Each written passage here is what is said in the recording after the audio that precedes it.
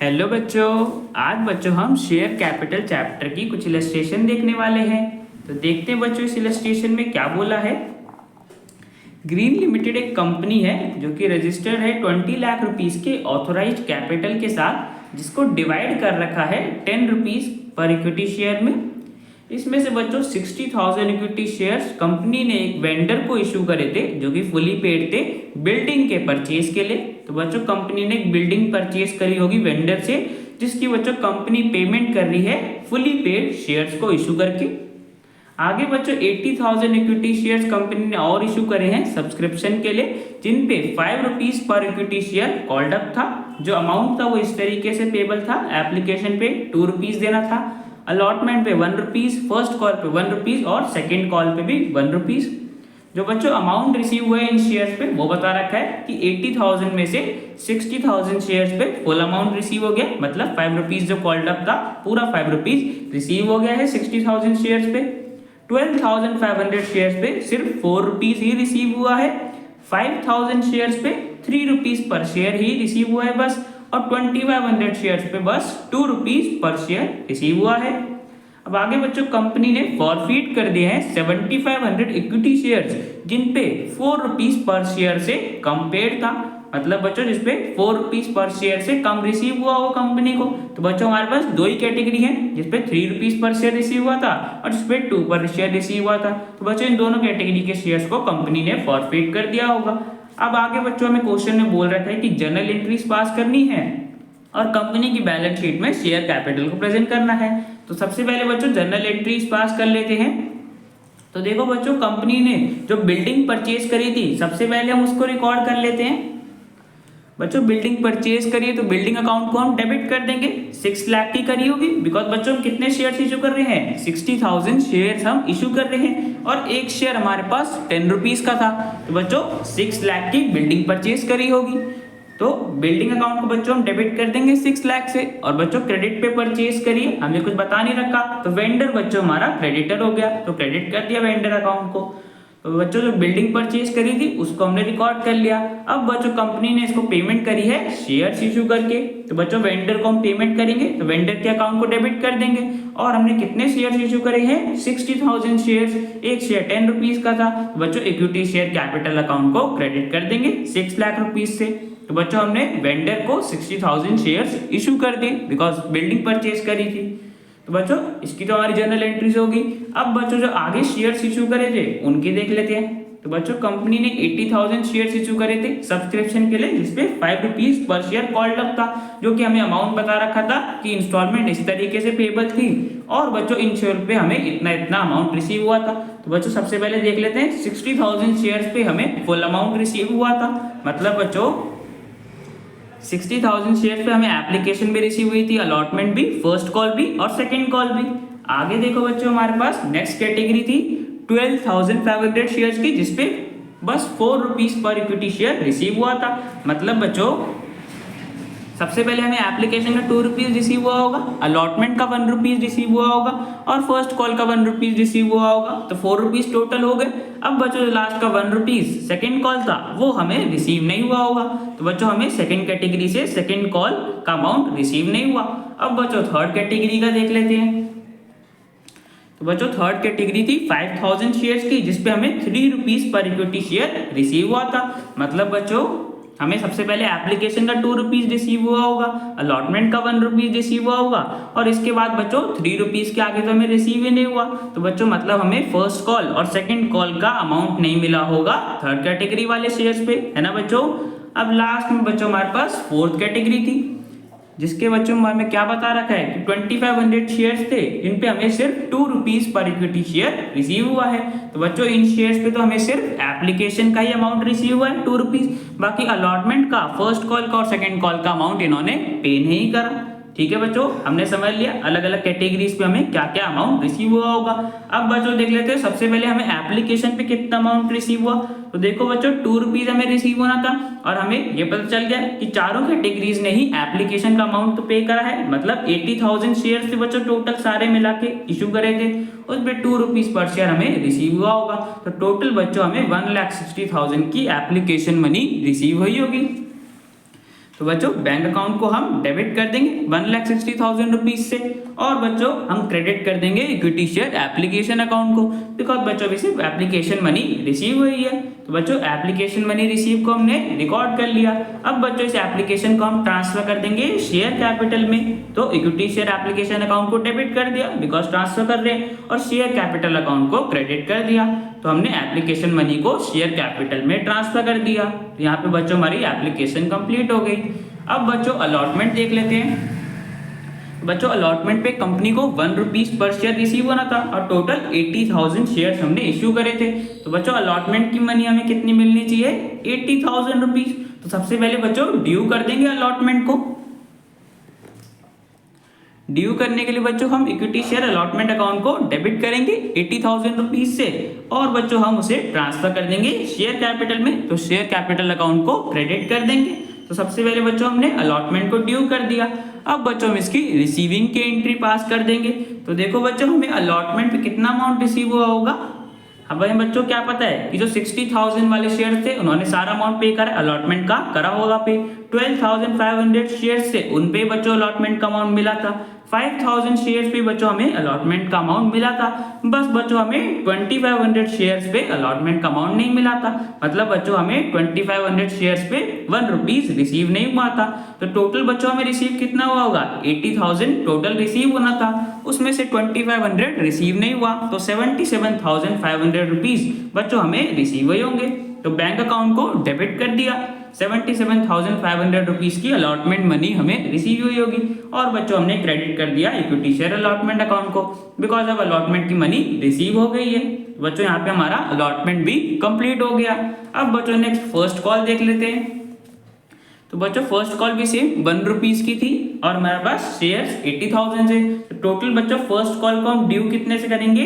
80,000 rupees से। First call की money हमें 80,000 रुपीज मिलनी है। तो equity share first call account को हम डेबिट कर देंगे।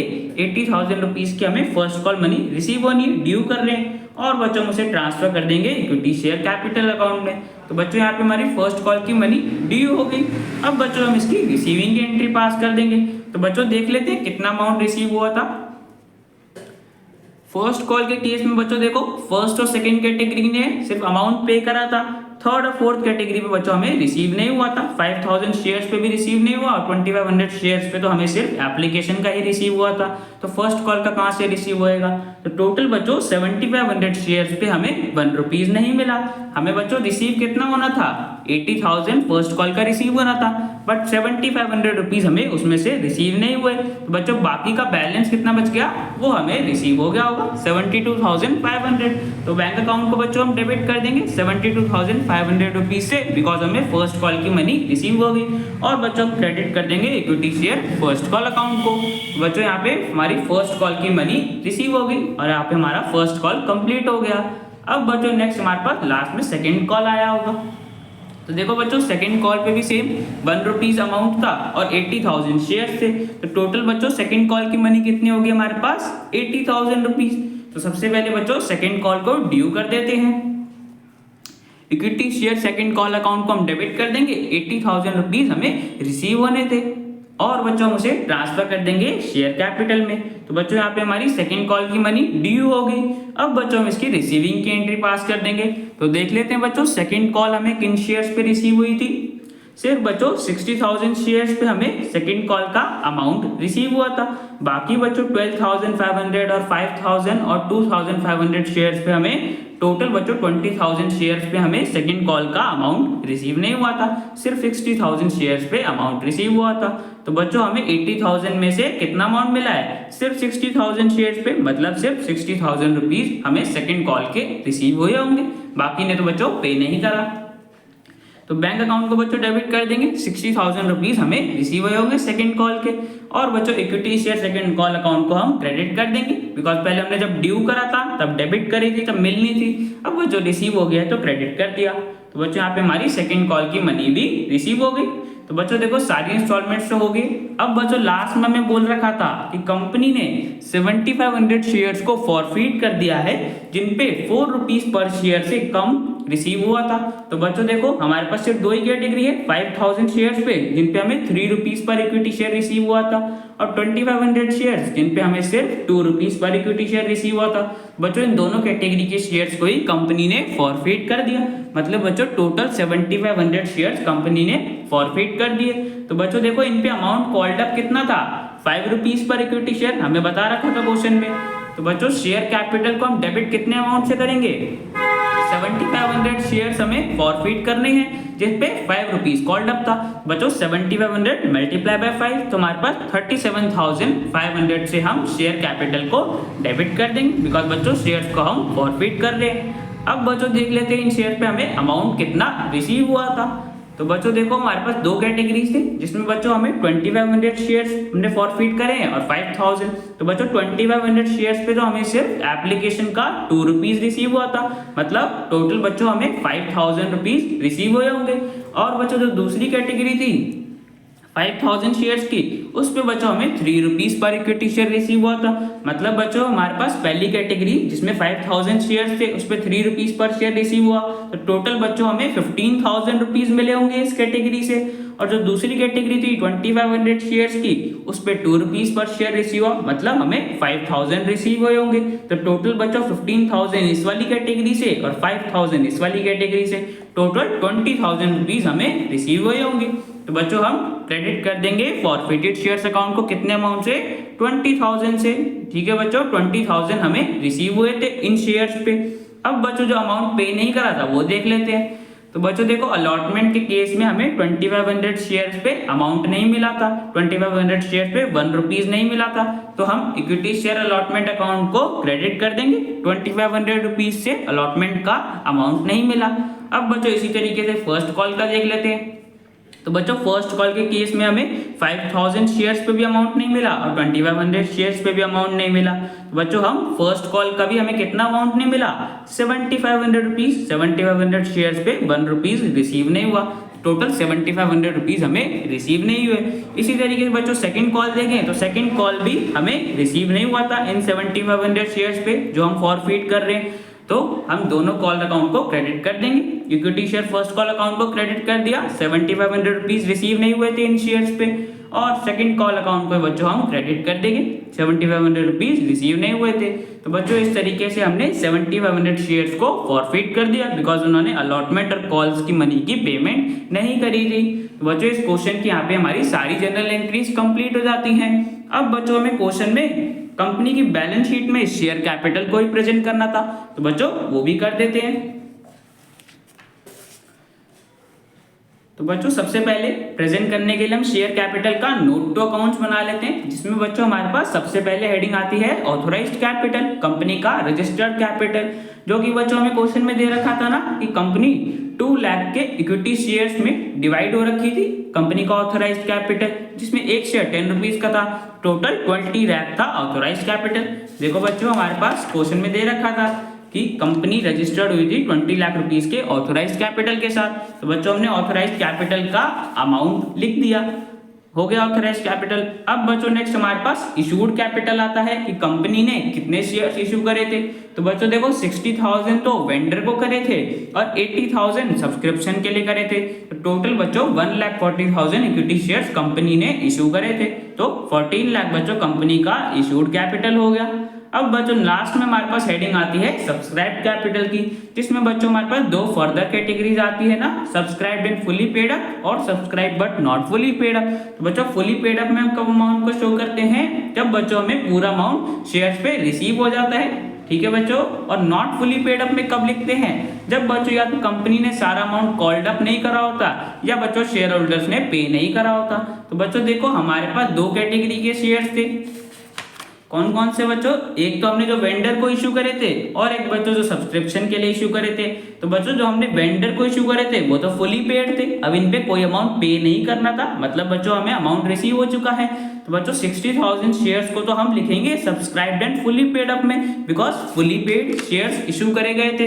तो 60,000 शेयर्स हमारे पास आ गए subscribed and fully paid up में, इन पे हमें 10 रुपये रिसीव हो चुका है। तो 6 लाख हमारे पास subscribed and fully paid up में आ गया।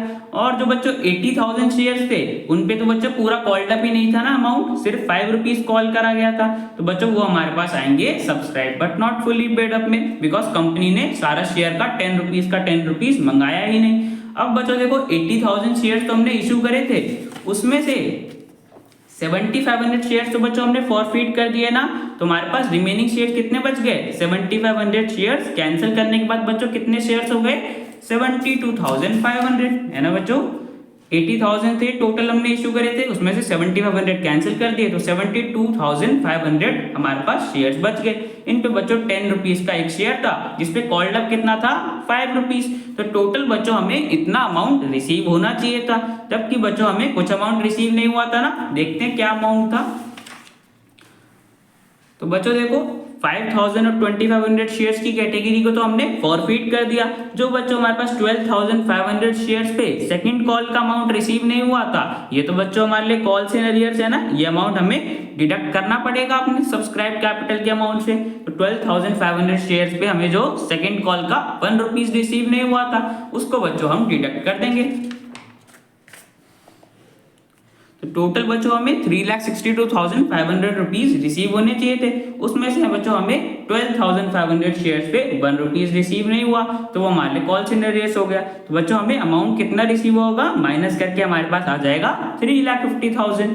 ठीक है बच्चों। अब देखो बच्चों ध्यान से समझना, जो हमने 7500 शेयर्स को फॉरफिट करा था उस पे बच्चों जो अमाउंट हमारे पास था, जो हमने अमाउंट फॉरफिट करा था वो तो बच्चों अभी भी हमारे पास फॉरफिटेड शेयर्स अकाउंट में होगा ना। 20,000 रुपीज बच्चों हमने फॉरफिट करे थे जब हमने शेयर्स को फॉरफिट करा था, तो हमारे पास फॉरफिटेड शेयर्स अकाउंट में बैलेंस था ना 20,000 रुपीज का। तो बच्चों मैंने पहले ही बताया हुआ है कि जो भी हमारे पास फॉरफिटेड शेयर्स में बैलेंस होता है उसे बच्चों हम सब्सक्राइब कैपिटल में ऐड करके दिखाते हैं। तो 20,000 का बच्चों जो बैलेंस है फॉरफिटेड शेयर्स अकाउंट में उसको बच्चों हम ऐड करके दिखा देंगे। तो फॉरफिटेड शेयर्स अकाउंट में जो 20,000 का बैलेंस था उसको बच्चों हमने ऐड कर दिया, तो हमारे पास टोटल आ गया बच्चों सब्सक्राइब कैपिटल का 9,70,000। अब बच्चों इसी को हम अपने शेयर कैपिटल में प्रेजेंट कर देंगे। तो बच्चों कंपनी की बैलेंस शीट में शेयर कैपिटल को कैसे प्रेजेंट करते हैं? हमारे पास सबसे पहले मेजर हेडिंग आती है इक्विटी एंड लायबिलिटीज, उसके अंडर बच्चों हमारे पास शेयर होल्डर्स फंड्स आता है और उसके अंडर बच्चों हमारे पास शेयर कैपिटल आता है, जिसमें हमारे पास जो अमाउंट आया था सब्सक्राइब कैपिटल में 9,70,000, ये अमाउंट बच्चों लिख देंगे। तो हमने कंपनी की बैलेंस शीट में शेयर कैपिटल को प्रेजेंट कर दिया। तो बच्चों ये इलस्ट्रेशन हमारी कंप्लीट हो गई। अब बच्चों मिलते हैं नेक्स्ट वीडियो में।